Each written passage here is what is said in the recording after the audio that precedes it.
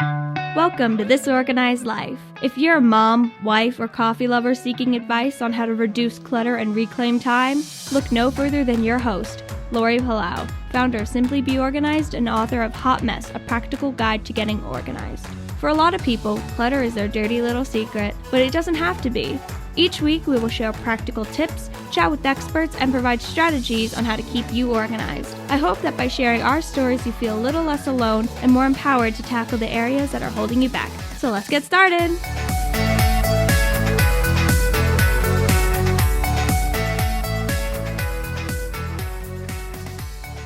Hi, everybody, and welcome to today's episode of This Organized Life podcast. I am your host, Lori Palau, and I am so happy that you are joining us here. So if this is your first time, make sure that you click the subscribe or the follow button wherever you are. We have new episodes that drop every single week and a ton of episodes on back catalogs on every topic relating to clutter and organization. And today, I'm really excited to share my guest with you. So let me tell you a little bit about her. So joining me is Kim, and I'm gonna mess up her name, so I'm going on record. It's Kim Worrell, and she is the founder of KBW Coaching. And a little bit about Kim, she was actually introduced to me through one of our SBO partners. And Kim is a lifelong athlete. She was a competitive rower, and has coached and continues to coach middle school and high school girls in rowing. And she's also a mom of 3. And understanding teens has been always something that's been very, very important and a big part of her life. And anybody that's either been an athlete or raised an athlete knows that there's just a lot of different pressures and expectations. And this is really for any kid, but specifically in athletics. And I think one of Kim's superpowers is she was really in tune to what was happening and what she was observing from a lot of these teens, and decided that she was going to become a coach certified specifically to help teens. We talk all about you have life coaches, you've got trainers, you've got professional organizers, all of these like arsenal of people as adults that we put in our lives. What about for our kids? And so I wanted Kim to come on the show to talk about how she works with teens today specifically. What is the difference between a teen life coach versus a therapist? How do you know what your kid needs? What are some signs that you can look for that your kids might be struggling? And, as a mom of bigs, I know that, there's not a ton of resources out there specifically to help people navigate parenting bigs or middles. There's tons of resources out there for, babies and toddlers and elementary school kids. But, as somebody who's walking through this herself, I find that anytime I can come across somebody who is a wealth of knowledge and can bring perspective to that sector of the community, I want to shed light on it. And so that's why I invited Kim to come on the show. So without further ado, let me welcome my new friend, Kim, to the show. Welcome. Hi, Lori. Hello, and thanks so much for inviting me on. This is exciting. I am very excited. So obviously, I just gave our listeners a very, very top line, broad stroke overview, but in your own words, can you just take a few minutes, tell us a little bit about who you are, your background, and then we can kind of dig into what that looks like today with your career? Sure. So I am married. I've got 3 kids, 2 girls in college, still a freshman and sophomore. I've got a son who's graduated. He's out of college on his own, paying the rent. Wow. Going to work every day. It's good stuff. And I have been involved. I was, for most of the time, I was a stay-at-home mom when my kids were born, but always really involved in school. Always felt like I wanted to really kind of give back on the school end, and did a lot of Girl Scout, ran a Girl Scout troop for like 6 or 7 years. Was the girls' lacrosse coach for about 6 years, often the same girls in the same day on like 4 hours with the same girls. So always kind of concentrating and really having a focus on girls, really like always felt a connection to girls. And as my kids got older, then I had a direct sales business, which I still had, which is great, and allowed me to have a flexible life and be able to still do all the things I wanted to do, but really be present for them. And obviously extremely grateful that I could do that, because not everybody can do that.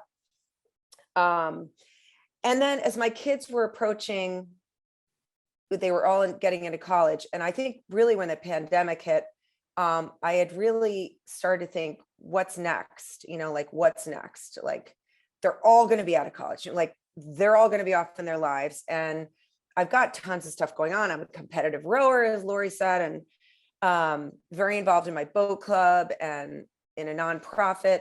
But, what else do I want to do? And I started thinking about, someone said, you should be a life coach. It'd be so great. And I said, but you know what? I don't really want to serve adults. And maybe that sounds weird, but it was the truth. That's not who I wanted to serve. And so I thought, well, like, I love the idea of life coaching, but I would want my audience to be teens and really funnel down to teen girls. Like, if I could help teen girls, that would be amazing, because as a rowing coach with middle school and high school girls and boys, really, especially during the pandemic, when we could kind of start getting back to sports again, the things I was seeing and hearing, the mental health days, the I'm stressed, I have a stomach ache, all that stuff, it was so much more than it had been before. And I thought, we got to definitely have a mini crisis going on here. And it really had gotten the wheels turning. And I found a program and spent most of last year getting certified. I will also note that one of probably the driving factors in becoming a life coach for teen girls was that when my middle child, who's now a junior in college, she had struggled with some anxiety and depression. And then we went into a full-fledged eating disorder. And anyone who's ever been through that knows it's like any mental health crisis. It's tough. It's the whole family. I could do a whole segment here on just that. But I there's no doubt that, look, that experience in my life had a profound effect on me, and the need to really try to dig in and like help girls before they get to that point where they need a therapist for their anxiety and depression. So I feel that that's where the coaching part comes in. And you bring up, well, thank you. First of all, thank you for sharing that. I mean, and before we go any further, how's your daughter? I know you said she's in college. How's she doing now? How's she doing now? Good. I mean, That's she's awesome. good. Look, this stuff doesn't like disappear. No. Right. It's, and someone who goes through treatment for something like that, inpatient, outpatient, they're learning the tools to navigate their life with this when it is going to creep in and out. Right. Mm-hmm. And that's what it's all about. And, but no, I mean, listen, she's in college and looking forward to beyond college. Right. And so that's really all you want for your kids, right? Yeah. You want them to be excited about their future. Absolutely. So, but you touched on something that I really want to elaborate on, or I want you to elaborate on, which is the differences between a life coach, or specifically even a teen life coach, and a therapist. Right. So how do you, because obviously we had talked about it offline, but just for our listeners, what are the differences in the nuances between both of the roles? What's the place? How do you know which one? Right. All those things. So generally, the differences would be, so therapist versus coach. In therapy, you're looking back, you're looking behind. With coaching, it's more of a forward moving situation. You are in therapy, you're treating pathology, right? Like something that might come out of the DSM-5, right? And in coaching, you're dealing with more of like girls with like what we would call soft issues, like soft signs of issues, right? They're not fully haven't been fully diagnosed with something. Therapy is more about fixing, and coaching is more about co-creating possibilities, is what a lot of us say, right? Therapy is recovering. Coaching is discovering. Therapy is trauma, healing, again, looking past, whereas coaching is goals and succeeding. And then finally, a therapist is a mental health provider. A therapist has a master's degree, at least. They have a PhD oftentimes. A coach is an accountability partner or provider, right? Like, I think of myself as someone that once I establish rapport and I've got that trust in that girl, like, we are locking arms and we are doing this, right? Like, and I'm your confidant, I'm your partner, and that's how we roll. And for parents who might be listening out there, because I would imagine that there is overlap in the sense that it's not mutually exclusive, where you just need to see a coach or just a therapist. Right. Like, there's a role for both of those. And, you know, maybe just kind of walk. So if a parent is listening out there and saying, or maybe even a teen, but let's just say a parent's listening out there and saying, you know what, my kid's at this crossroads. Obviously, with the pandemic, it's played havoc on so many different levels, socially, academically, whatever, with these kids. And I really feel like my kid is struggling and I need an outside person to help because I can't do it alone. Right.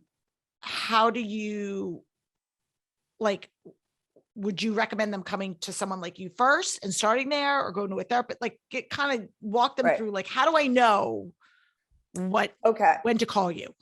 Okay. So typically what would happen is, if someone listening or anybody thought, oh, well, this is kind of interesting, like, I might like this for my daughter, but I don't know, right? Is this what she needs? I would generally have a what I would call an inquiry call with them. And that would be probably a 20-minute phone call, maybe a half an hour. And just listening to what the parent thought they wanted to go have their child come to a coach for. There are 4 areas that I will not touch because I'm not a mental health provider. One of them being eating disorders, which, by the way, now are referred to as disordered eating. They've changed the terminology. So if you hear disordered eating now, you're now going to hear that. Okay. They're cutting, because cutting is a sign of anxiety and depression. But it's because of the kind of like the violent nature of it. That's definitely not in my toolbox. Anxiety and depression, like clinical anxiety, which generally, you know, if someone is exhibiting signs of anxiety on more days than not for more than 6 months, that needs to be treated. They need a therapist. So, and then the final one is ADD, ADHD, which is, I'm probably less apt to notice because I'm not necessarily trained to notice that as much. But that's another area where, like, I can't help that. You know, that's got to be referred to like your pediatrician. So, and then if I say, look, great, like, oh, okay, sounds like her issues, the things she's struggling with, are things I can handle, which are none of those other things, then we would have an intake call. And then that's like a 90-minute sit down with a lot of questions, the whole history.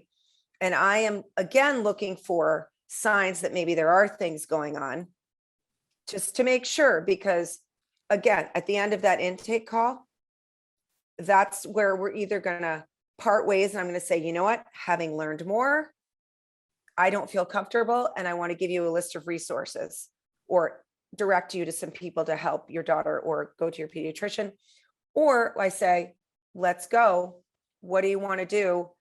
And let's think about the length of time and packages and all that. So That's kind of how it works. No, I appreciate it. So what are some of the common themes that you see? Because again, I feel like there's probably a lot of gray area. Yes, some things as, specific as disordered eating Right. or cutting, like those are Right. obviously like very specific in your face things. But again, you talk about anxiety and depression, like it's just such a gray spectrum. So Mhm. what are some of the common topics or themes that you see?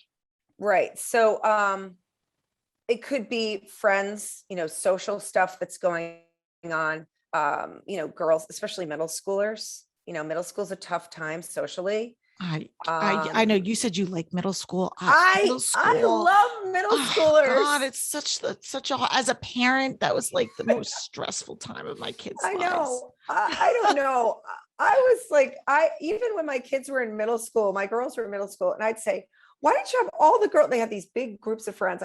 Why don't you have them all come over after school today? Because I thought, I'm home. Like, why not? And I was like, trying to be the Kool-Aid mom. But I think middle schoolers are the coolest people on the planet. Honestly, I love coaching them in rowing. They're just like, they're still like looking at the world like this kind of, and I love it. So, but friends and social stuff definitely comes up. That school sports life balance that starts to get really intense in high school. And then Yes. you like wrap in some SAT, testing stress, and juniors in high school, very popular coming to me. Because that's kind of when a lot of stuff, the parents are saying, I don't know what to do. She's just got so much on her plate and she's not listening to me. Tell her how to manage this. Anything in terms of future direction, goal setting, I love that stuff. I love talking to them about dreaming big, and really taking a pause and thinking about what you want your life to look like. Because no one's doing that, right? No one's slowing down to say, what do you want your life to look like in 1 year, 3 years, 5 years? Like, are you kidding me? Well, and on the flip side, there's this expectation when kids are applying to college of like, what do you want to do? Where do you want to go? What do you want? And I don't know what your experience was, but I have 2 girls as well. And they felt this weight that, whether it was from societal, I'm not blaming anybody in particular, but it was, I have to make this decision and it's final. And my husband and I were both like, if you pick a school and it's not the right fit for you, that's fine. Like, again, you have to figure things out. You don't have to go in with a major and knowing what you're going to do. But there was this expectation of what I'm doing, the decision that I'm making is like, this is it.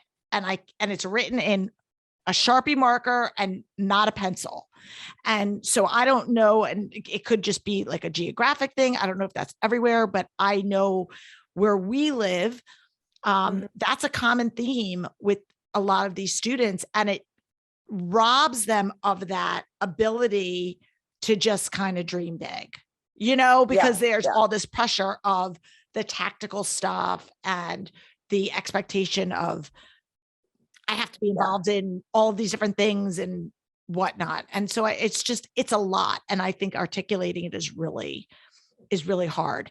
I'm a data person. Do you have any specific, I know on your website, you mentioned some specific statistics. And I just think it's important for our listeners out there to see that this is something that there is, data to support what you're doing. Yeah. I pulled some stats off of the Anxiety and Depression Association of America, which I didn't realize existed until yesterday. And thank goodness they do. And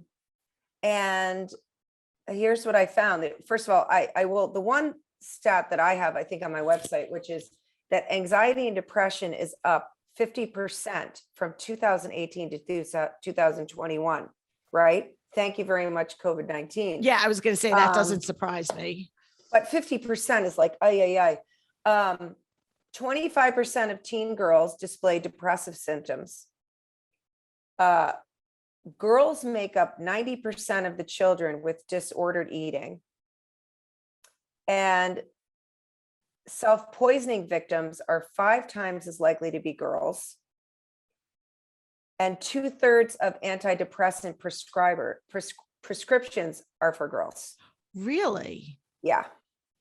Yeah. So, and like, by the way, I'd love to help the boys too. I just happen to really love to focus on the girls, but the boys have issues too. I mean, it's not just girls, but that just happens to be my niche. Yeah, no, for sure. And Yeah. again, we could speculate and unpack. I'm just wondering if it's girls are getting more help than boys, or if there is, it's just, it breaks my heart as a mom. Mm. Again, I happen to be a mom of girls, but to see a mom of bigs, and I see the pressure that these kids are under. And I wasn't a high school, like you were an athlete growing up. And so, I mean, the shift in, like the weight that these kids are carrying today, I feel like is heavier than when we were growing up. Definitely. Now, what are some things? Now, another thing when you're talking about, because I know obviously my show's about organization, I talk about what an organized life looks like from a holistic perspective. But one of the common things that I say to my clients whenever I'm working with them is the first step is you have to have the buy-in. You have to have the will to want to change. You have to, this is not something that we're going to have long-term success. And this is why, and even for my fellow organizers who are listening to the show, when people are like, oh, I want to sell gift certificates and all that, that's all well and good. But more often than not, if you buy a gift certificate for your mother-in-law or your mom and they don't want that, it's not going to be perceived well. You can't just go in there and help somebody that doesn't want to be helped. Just like you can't send somebody to AA that hasn't admitted that they have a problem, or, fill in the blank. So my question actually is, you're talking about teen mom, or not teen moms, you're talking about moms of teens. That's a whole other show.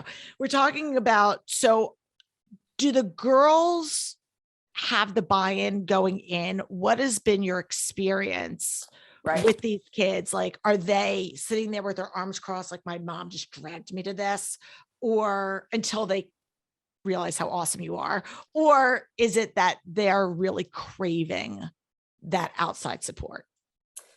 So normally if it's someone like let's say middle school up through, junior of high school, like sometimes, sure, it can take a little convincing. The mom is going to have to, or the dad or the guardian is going to have to, we'll talk to the girl about maybe their conversation with me, and, and she might be able to do this, or maybe this would be interesting. I think one of the most enticing things about it to the girls is that once they meet me and I look them in the eye and say, whatever we talk about is what we talk about.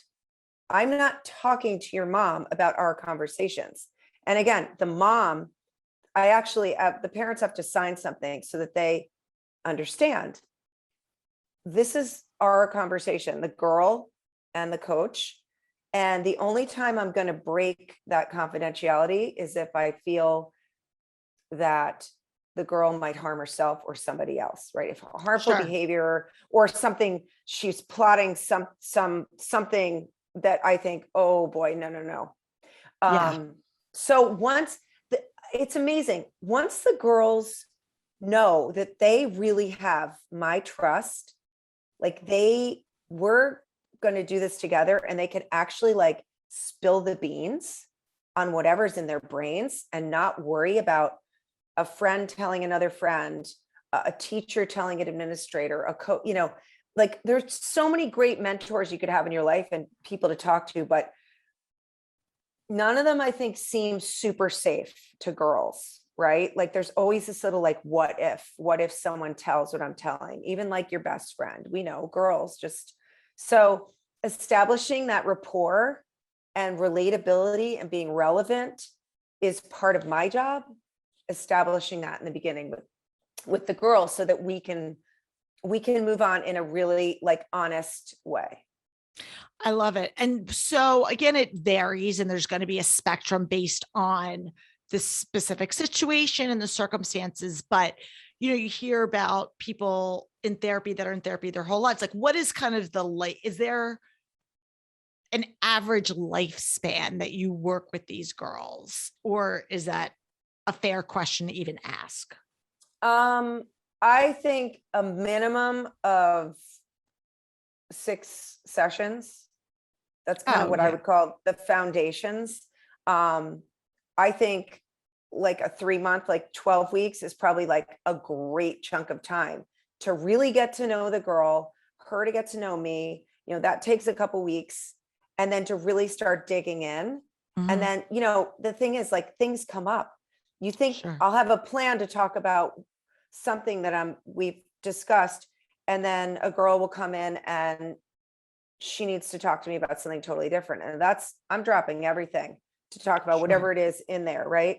And we're going to get to that other thing next week, or I'm going to give her that in life work. I give life work every week, a little something, a little challenge, because they have to, they've got to give back too. They can't it's not just the 50 minutes we're together. It's like, okay, now I'm going to give you a little life work for the week, and they have to do something. And that's something that's going to push them a little bit, but that hopefully they want, because it's working towards something. Well, I like that because it allows them to take some practical application. Yeah.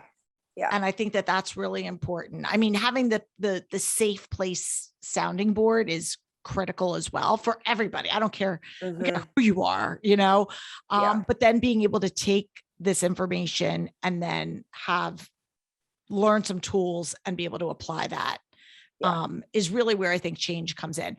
We're going to take a quick break and we're going to come back. I want to talk specifically a little bit more about kind of connecting the dots of the role of like organization and what you do, because I think there's a lot of overlap. So sit tight and we will be right back. All right, Kim. So obviously my lane is clutter and organization, and I see a lot of struggles and stress result or manifest in cluttered organization. I always say clutter is like a symptom of something. So whether they're distracted or, again, there's a million different things, whether they're overscheduled because they're going from practice to, from school to practice to homework to whatever, or there's social anxiety and cyberbullying, or who knows what the heck is going on. Because there's no shut off. That can all play into the time that these girls have, as well of knowing what to do. So in terms of clutter and organization, how have you seen that play out? And is there something that you do to specifically kind of bring that piece into it, like helping them with structure of their time and of their space? So I am a stickler for daily habits and routines. Okay. I mean, it's all well and good to say it too, but you have to do it. Right. One of the first things I do, first of all, when I meet with the parents, I say, take me through a day in the life of your daughter. Just walk me through the whole day. And I want to know everything they're doing, what they think they're eating, drinking, all that, all through the day. Then I do that with the girl too. And what I'm looking for is, what are the routines that she has or doesn't have? Where can I fit something in to help her? And how's she taking care of herself? That's really important to me. And, as an athlete, I obviously know that it's so important to fuel your body, have enough water, to even just, like I say to them, your body's like a car, the food is like the gas, the water is the oil. Like, if you don't do those things, you can't even turn the car on. You just have to do this. And sleep is that's a whole other topic, right? About teens. So I'm looking for all these things. And quite frankly, I don't think it matters whether you're an athlete or not. I think these kids lead lives that are a sport as it is, right? They're leading crazy, busy lives. Like, it's a it's an 8 to 10 hour commitment before they even get home sometimes, especially if they're playing a sport. So I'm looking for, what is your room like? Are you messy? Because let's talk about that. And obviously, see, this is where a mom would come in and might say, you need to clean that room. Well, to me, like, how about we just start with the desk? Start with one area, right? Just clean get the desk clean, and just also getting them, if they are messy, if they know they're just like inherently messy, don't do your studying in your bedroom. Mm-hmm. If your room is a pigsty, don't study in your room. That's terrible. You shouldn't study in your room anyway, by the way, because then you can't get to sleep, because now you can't associate your. Yes, that's a very good point. And I talk about this because a lot of I do a ton of research about, you know, that whole like kind of work life integration. And this was a really big thing, especially during COVID, because so many everyone was now working from home, and especially people that were in cities, they didn't have the luxury space. So rooms were doing double duty in your bedroom, right, your office, and all the things. And I understand when you were in a crisis mode, that's a different situation, but separating your workspace from your sleep space is very big. yeah. There's studies, I don't have the data in front of me, but there's studies to really show that it's really important as much as you can to separate it.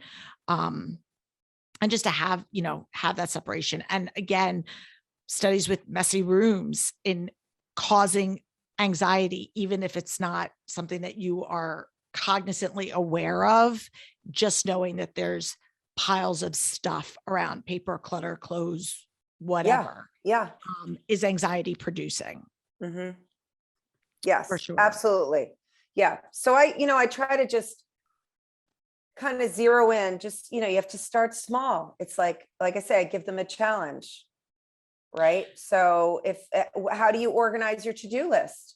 How do you manage your studies? Oh, well, I just, I have scraps of paper, so I try to get them out of that and figure it out. Even if you have a notebook and you're a bunch of sticky notes, as long as everything's in one place, right? It's baby steps. So sometimes it's little executive functioning things. Well, I was gonna say, I've done a lot of work with executive function and worked with school, psychologists in schools and whatnot, about really honing in on finding the right strategies that work for kids. And I think as a mom with teen girls, I've seen this stress and anxiety that can come from not having those tools in your toolbox of how to manage that. So I was wondering if that was an area that you tackled, that you delved into, which is structuring your day, knowing when to shut off, whether it's social media, which is their lifeline, or, practice, whether it's an instrument or a sport or whatever, because I feel like, again, we don't have those clear defined starts and stops as we did years ago. Everything is just fluid. And especially if you have somebody that is trying to constantly compare themselves to, even if it's internally driven, like I'm keeping up with the Joneses myself, let alone parents who are pushing that on their kids and they're feeling pressure from that. All of these layers can exhibit themselves in disorganization and a cluttered mind, a cluttered space. Yes, calendar. Absolutely. And one of the things I like to time block myself. That's the way I kind of organize my day. And I that's where I'm looking as what their days are like. And I'm always asking, where's your downtime? Where's your downtime? Well, I don't have any. Well, let's figure it out, because you have to. And then what do you like to do in downtime other than look at your phone? Not an option. What do you like to do? Well, I actually love taking baths. Oh, perfect. Great. Perfect. I actually used to love doodling and or I love to use my watercolors. I have a little kit I keep at my desk. Fantastic. Can we put in can we put in 15 minutes of like messing around with your watercolors? Yeah. I mean, trying to in the end, what I want them to do is I want them to know themselves better, like slow down. Who are you? What do you want? What makes you happy? What de-stresses you, right? And why, if you're not using those things to help yourself, why? Like helping them to understand, like, you deserve to be happy. You deserve to design your life the way you want it. Obviously, they're living under their parents' quarters, but in terms of what makes you tick, like, stop listening to the noise and think about what you want. I wear this necklace. It's got a pause button on it. And it's a reminder to me always when I'm running like crazy, I put my fingers on this and like, just take a pause, right? And I try to just, for them, it's like, just take a pause here and think about what you want. Stop worrying about what your teachers want, your parents want, your friends. What do you want? Because otherwise, they get to the end of high school and they don't necessarily know themselves. And it's, I'm sorry. No, finish. no, and then and then you go off to college and you're like, I still don't know what I'm doing, like, get it in check. Yeah. And I think that brings up a great point of kind of the expectation as parents, right? You, as parents, and I'm speaking from, personal experience, you have these expectations, whatever that looks like, for your kids, socially, academically, athletically, fill in the blank, where they're going to go to college, what they're going to major in high school, what sport they're going to play. Are they going to play a sport? Are they going to play an instrument? Are they going to, what are they going to do? What you think that their life is going to be like? And you have 3, I have 2, Yeah. that they're their own people. Yeah. And that what you envisioned for them might not be who they are or the path that they want to take. And I'm just wondering if you can just speak into that. I don't have a specific question per se, but just kind of that whole notion of, letting your kids be who they are, and where do you draw those boundaries? Yeah. So I think that is literally one of the hardest things for parents, is to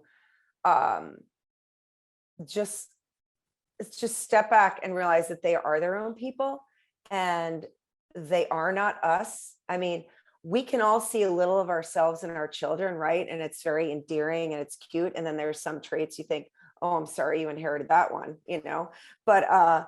but generally it's like, it's such a learning curve, I think, for parents, especially when the kids get into middle school and high school, like, oh, wow, that's who she's dating.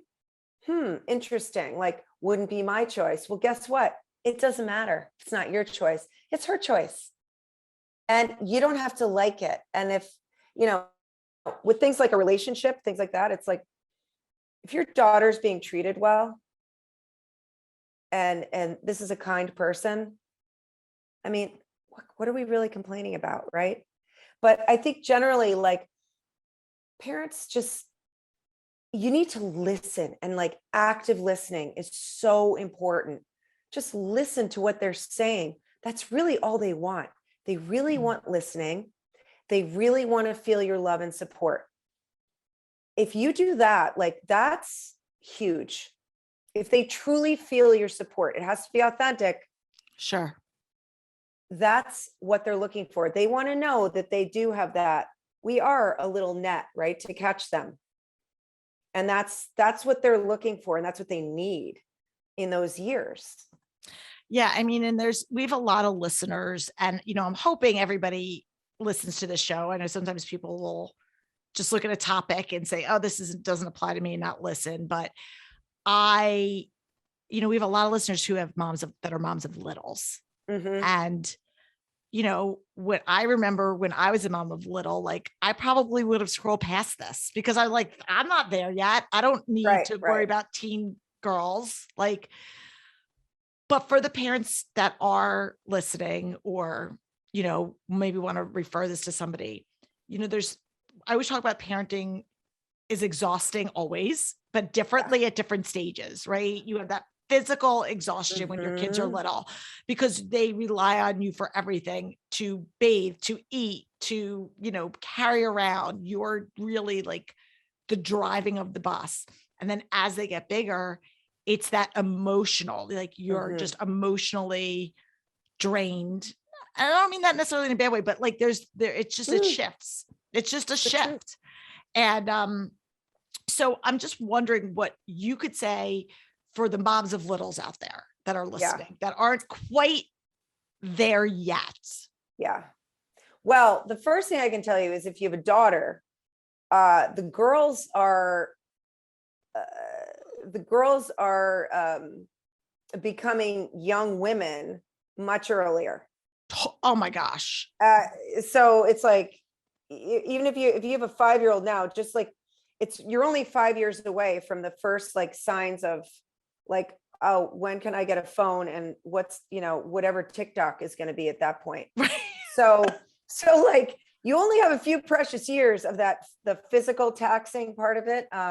And the carting them around in the car, all the, all that stuff. And, but I would say, the thing to remember is that once you get into this kind of middle school age, that is when the push off comes, right? They're going to start to push. And that can be really hard for parents because they take it personally. And it's really hard not to take it personally because you think, what she does, suddenly she's not talking to me, or she wants to be in her room all the time. She must be doing something terrible in there. And, that's another thing. They are going to start to need alone time. And it's totally normal for them to want to be in their rooms more with the door shut. And every parent, we all go through this, like, should we make her leave her door open, or should she only have her door shut 1 hour a day, or all these things. That's my husband. Through, right? He was always like, my husband was always like, keep your door open, keep your door open. I'm just like, oh my gosh, like she's up there by herself. Yes, obviously things can happen, but my point, I would like, that was a big thing for him when she was like in her early teens, my one daughter. So I think it's like, you have to know that it's normal for them to start pushing away. That means your child is like developing normally. It's actually normal. And they want to spend more time alone, and they might get really into music, and then they're going to be just listening to music or whatever. But, it's part of the whole journey, right? I mean, ultimately, by the time they're 18 and they're going off to college, you want them to be young adults. You want to wave goodbye at that college, drop off and say, I did it. We did it. This kid is launched. I feel good about this. My sadness is my sadness, but I am so happy for this kid because they're gone. Like they're on to their life and they did it. And the parents help. So it's tough though, because along the way, they're going to like push away from you, or maybe one parent is going to get pushed off and the others be the favorite. It's all part of the journey, And I say, as a mom, like get your friends, like get your girlfriends you can navigate. Cause it is, especially if you are, and again, I don't want to stereotype because I've always, except for very early on, I've always worked and had some sort of professional career. But especially for your stay-at-home moms, where your whole identity was pouring into your kids 24/7. And again, not to say that working moms don't outside the home, I don't want to get hate mail, but I'm just saying, like, when that is who you are. And then all of a sudden your kids are like, I don't need you as much. That can be really hard. And I've seen it with my own kids and their friends. And, I always say, like, my job is to get you to this point where you can be a problem solving young adult. And not that I'm not going to be here always, hopefully, or as long as I can, to be there as a sounding board. But I don't want my kids to have to call me with every little thing. I want them to have the confidence and the skills and the tools in their toolbox to be able to problem solve, navigate things, know when to ask for help. but not feel like they don't have the skills or the confidence to navigate life, you know? Yeah. No, exactly. So, but get your Exactly. friends, because there are like, it's transitioning, like raising kids is hard. It is. It is. It's really good to go out with other moms, like go out to dinner and just have that talk, like Yes. about what everybody's going through. It doesn't matter whether you're working, not working. Yeah. You all got kids, and it's and also your kids are going to screw up. They're going to get in trouble. They're going to get a bad grade. Like, nobody's perfect. And you have to just roll with it, right? Depending on how severe Sure. Look, we're all human. Yeah. You might get a call from the school someday that your kid did something that you wouldn't approve of. Oh, and I've been there. You're going to get through it. You're going to get through it, you know? Yeah. Just like when your kid, it's the equivalent of your kid, biting someone on the playground. That's embarrassing too. Like, you get through it. Yeah, it's so true. Kim, I love this. We could talk for hours on all of this, but tell our listeners before we go to our last break, where is the best place for them to go if they want to learn more, if they want to work with you? Obviously, you're based up in Rhode Island, but you can work with people virtually, remotely now. Yes. So just give us a listen, give us a snapshot. Okay. So, yes, I'm in Providence, Rhode Island. But I actually do 80% of the coaching is done online. It just works with girls' schedules. And even like in their free periods during their school day, like you have 50 minutes, great. We can do that. So my website is www.joyfulteengirls.com.